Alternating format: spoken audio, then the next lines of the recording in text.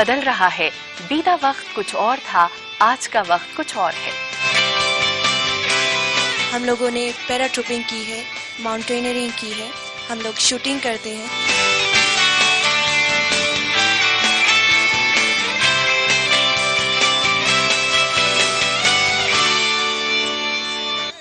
नमस्कार, अस्मिता के एक और नए अंक में मैं समीना आप सबका स्वागत करती हूँ। बच्चा हर माँ बाबा का सपना होता है और इस बच्चे के आने के बाद जिंदगी जीने का अंदाज ही बदल जाता है। लेकिन जिस तरह प्रसव मृत्यु दर एक बड़ी चिंता का विषय है, ठीक वैसे ही शिशु मृत्यु दर भी एक बड़ी चिंता का विषय है।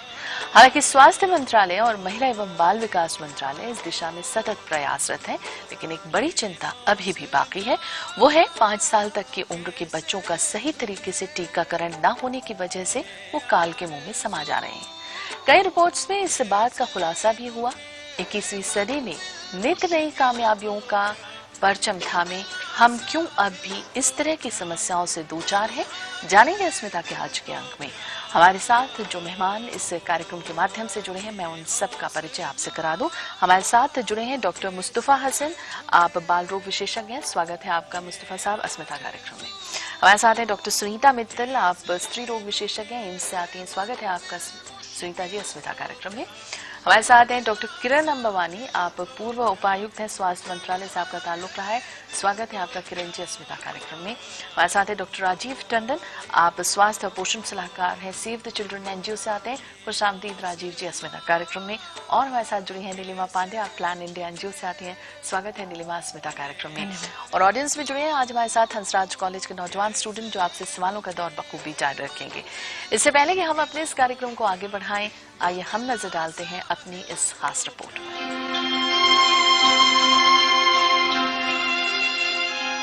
शिशु मृत्यु दर आज भी भारत के लिए एक बड़ी चिंता का विषय है। 2009 के आंकड़ों के मुताबिक 1000 पर 50 शिशुओं की मृत्यु हो जाती है।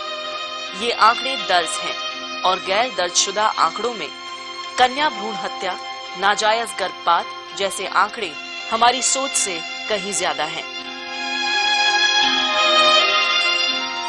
एक सर्वे में शिशु मृत्यु दर का एक बड़ा कारण कुपोषण बताया गया और इसमें 6 महीने से 3 वर्ष तक के बच्चे ज्यादा प्रभावित हैं। इसके पीछे भी एक बड़ी वजह है, 2 वक्त की रोटी का न मिल पाना। शिशु मृत्यु दर को मातृ मृत्यु दर या प्रसव मृत्यु दर से अलग करके नहीं देखा जा सकता। हालांकि बड़े पैमाने पर चिकित्सा सुविधाएं, प्राथमिक उपचार केंद्र, आशा वर्कर, एनजीओज इस दिशा में काम कर रहे हैं, लेकिन अभी भी इसे काबू कर पाने में असफल हैं। इसको लेकर बजट में योजनाएं, स्कीम, मंसूबे हर साल बड़े पैमाने पर सुनिश्चित किए जाते हैं, लेकिन इनके लागू करने में, जरूरतमंदों तक पहुंचने में एक लंबा वक्त लग जाता है। इसमें अशिक्षा को एक बड़ी वजह माना जा सकता है। मिलेनियम डेवलपमेंट गोल्स के मुताबिक 2012 तक शिशु मृत्यु दर को प्रति 1000 पर 30 से कम करने का लक्ष्य रखा गया था। तो अब समय आ गया है कि इस ओर गंभीरता से सोचा जाए। Bureau report, Lok Sabha TV. ये तो थी हमारी खास रिपोर्ट जो आप सबने देखी। मेरा पहला सवाल डॉक्टर मुस्तफा हसन आपसे, चूंकि आप बाल रोग विशेषज्ञ हैं, कौन सी खास वजह आपकी नजर में है शिशु मृत्यु दर की? शिशु मृत्यु दर जो हम देखते हैं उसमें बच्चे जो बर्थ के बाद जन्म से 5 साल तक के बच्चों की दर देखी जाती है। तो उसमें जो सबसे बड़ा जो नंबर है वो जिसको हम लोग कहते हैं नवजात शिशु मृत्यु दर, जो 1 महीने तक के बच्चों की मृत्यु दर होती है, वो सबसे ज़्यादा इसमें है, जो लगभग 33% होती है। उसके बाद जो बीमारियां हैं बच्चों में, ज़्यादातर जो इन्फेक्टिव डिजीज़ का है, जिसमें फेफड़ों की बीमारियां हैं, सांस की बीमारियां हैं, जिसमें 22% के लगभग होता है, और बाकी जो दस्त और उल्टी रोग जो इसको हम गैस्ट्रोएंटेराइटिस कहते हैं, उससे लगभग 12% होता है।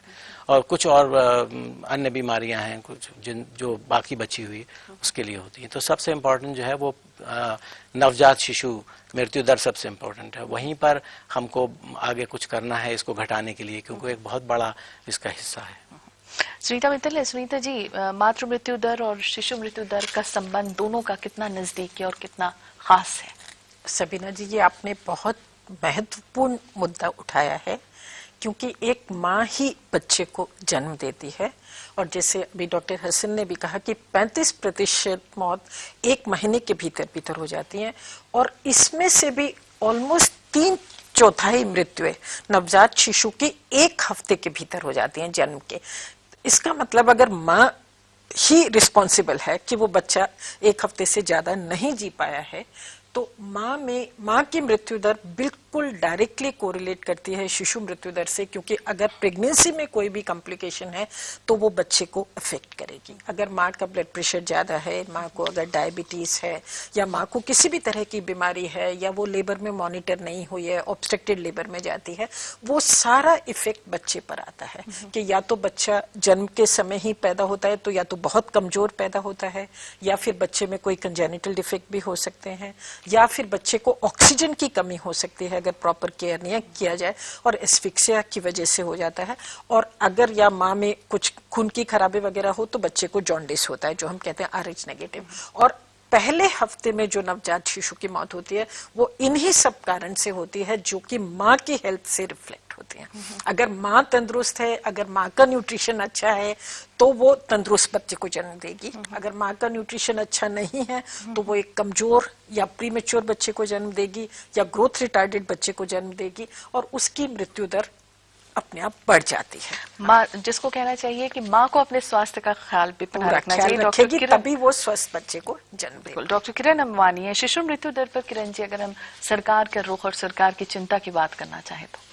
सरकार को इसके बारे में बहुत ही ज्यादा चिंता है, क्योंकि इन्फेंट मोर्टेलिटी, शिशु मृत्यु दर इस बार घटा है, घटता जा रहा है, पर जिस रफ्तार से घटना चाहिए, जो हमारे गोल्स जो हमने रखे हैं अपने लिए, मिलेनियम डेवलपमेंट गोल्स हैं, NRHM गोल्स हैं, हमारे 11th प्लान जो गोल्स हैं, उनके हिसाब से जो दर है वो बहुत इतनी रफ्तार से घट नहीं रही है। जो शिशु मृत्यु दर तो फिर भी इस बार जो 2009 के जो आंकड़े दिखा रहे हैं वो पिछले बार से 53 से होकर अब 50 आ गए हैं, पर जो नवजात शिशु का जो इन्फेंट जो नियोनेटल मोर्टेलिटी रेट है वो कम नहीं हो रहा। 35 से अब 1 पॉइंट ही घटा है। 35 बच्चे 1000 लाइफ बर्थ जो होते हैं उसके में 35 डेथ्स हो रही हैं, अब 1 पॉइंट घट के 34 हुई है। इसके बारे में बहुत ज्यादा चिंता है सरकार को, और ये बहुत चिंतन के बाद 2-4 नई योजनाएं सरकार ने अभी निकाली हैं। एक तो बहुत महत्वपूर्ण ये है कि जो होम बेस्ड न्यूबॉर्न केयर, जो घर पर ही बैठे जो मदर्स घर जाती हैं डिलीवरी के बाद, तो उनके घर पे उनका बच्चे की देखभाल करना, वो सब ठीक से है कि नहीं है, उनको कोई प्रॉब्लम तो नहीं है, ये आशा के माध्यम से हो रहा है। हर 1000, आपको जैसे पता है, हर 1000 विलेज में पॉपुलेशन पे एक आशा है, उसको हमने उनको इंसेंटिव देना शुरू किया है। वो घर जाके 6 विजिट्स करेंगी बच्चा पैदा होने के बाद, पहले दिन, तीसरे दिन, 7वें दिन, 21वें दिन, 40वें दिन, तो सो दैट उनके पोषण के बारे में, उनके माँ के बारे में भी देखेंगे, बच्चे को दूध ठीक से पिला रही है नहीं पिला रही, बच्चे को कोई प्रॉब्लम है कि नहीं है, उसको रेफर करना टाइम पे, तो उसके लिए उसको इंसेंटिव दिया जा रहा है। तो कहीं ना कहीं आशा वर्कर ने एक बड़ी मदद की है सरकार के थ्रू।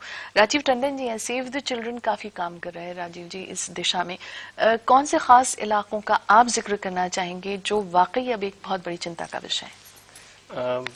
जब अगर हम मृत्यु दर की बात करते हैं, चाहे वो शिशु मृत्यु दर हो, बाल मृत्यु दर हो या नवजात शिशु मृत्यु दर हो, उसमें 2 चीजें और समझने की हैं कि एक तो हिंदुस्तान में कुपोषण जो है वो बहुत महत्वपूर्ण एक रोल प्ले करता है। चाहे वो नवजात शिशु भी जो नहीं जी पा रहे, वो इसलिए नहीं जी पा रहे कि हर तीसरा नवजात जो है वो इतना छोटा पैदा हो रहा है।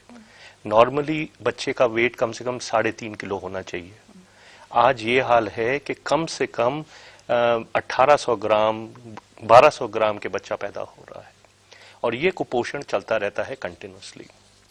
दूसरी चीज जो समझने वाली है कि एक तो होता है सिर्फ दर, जैसे डॉक्टर साहब ने कहा कि 53 से 50 हो गया, मगर एक समझने का ये भी जरूरी है कि क्योंकि आंकड़े हिंदुस्तान के इतने बड़े हैं कि अगर विश्व में अगर हम ये देखें कि जितने बच्चे नहीं बच पा रहे उसमें से हर तीसरा बच्चा या हर चौथा बच्चा हिंदुस्तानी है। तो एक तो ये है कि इनके आंकड़े बहुत ज्यादा हैं, काफी बच्चे घर पे मर रहे हैं, कई बच्चे जो हैं वो अस्पताल पहुंच के जब वापस घर आते हैं तब मर रहे हैं, काफी बच्चे गांव में मर रहे हैं, काफी बच्चे शहरों में मर रहे हैं जहां पे स्लम्स हैं।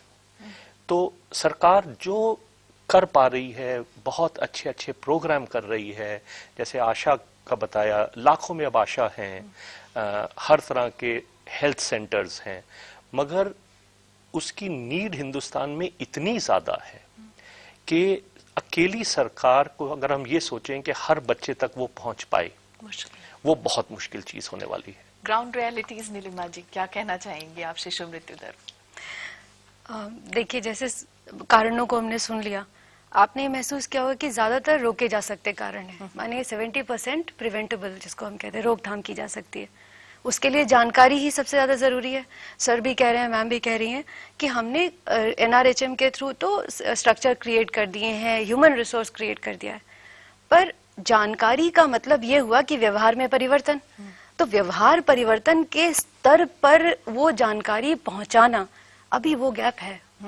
और एक दूसरा है कि हिंदुस्तान में 3 रियलिटी हम जी रहे हैं, 3 यथार्थ हैं हमारे। एक हमारा मॉल, एक हमारा जहां पर हमारे ये स्ट्रक्चर्स बन गए हैं, वो गांव जहां पर आशा सहयोगिनी जा रही हैं, और एक अभी जहां नहीं पहुंची है, वो भी वहां पे भी हम काम कर रहे हैं। तो वहां तो कुछ भी नहीं है। तो 3, और मैं कोई आलोचना नहीं है, पर ये बिल्कुल डॉक्टर साहब सही कह रहे हैं कि स्केल बहुत बड़ा, इतनी व्यापक समस्या है कि इन जानकारी को व्यवहार परिवर्तन पे, एक माँ के व्यवहार में, एक दादी के व्यवहार में, एक बाबा के व्यवहार में परिवर्तन के स्तर पर पहुंचाना, ताकि वो, एक छोटा सा उदाहरण देती हूँ, वो पहला गाढ़ा पीला दूध वो बच्चे की रोग प्रतिरोधक क्षमता को बढ़ाता है। आप कह के देखिए, इतने मिथ जुड़े हुए हैं उससे कि वो दादी कह देगी नहीं पिलाना। अब या माँ बेचारी अगर उसका सिजेरियन हुआ है तो उसको वक्फा नहीं मिला, तो उसके प्रति जागरूकता करना, मिथ तोड़ना। अब वो बच्चे को अगर किसी और वजह से बुखार आया तो वो कहें आपने तो पीला दूध पिला दिया था। तो वहां पे अभी भी लड़ाई है, और वही है कि ये तीनों सच्चाइयों से जूझ रहे हैं हम लोग। कहीं ना कहीं सामाजिक सोच का भी बहुत बदलना बेहद जरूरी है। हालांकि शिशु मृत्यु दर का आंकड़ा 1000 में 50 पर आकर ठहर गया है, लेकिन शिशु मृत्यु दर के संबंध में इस पर किए गए शोध में ये बात खुलकर आई है कि गरीबी और प्राथमिक स्वास्थ्य सुविधाओं का समय पर उपलब्ध न हो पाना एक बहुत बड़ी वजह है। हाजिर होते हैं हम एक छोटे से ब्रेक के बाद, आप रहिएगा।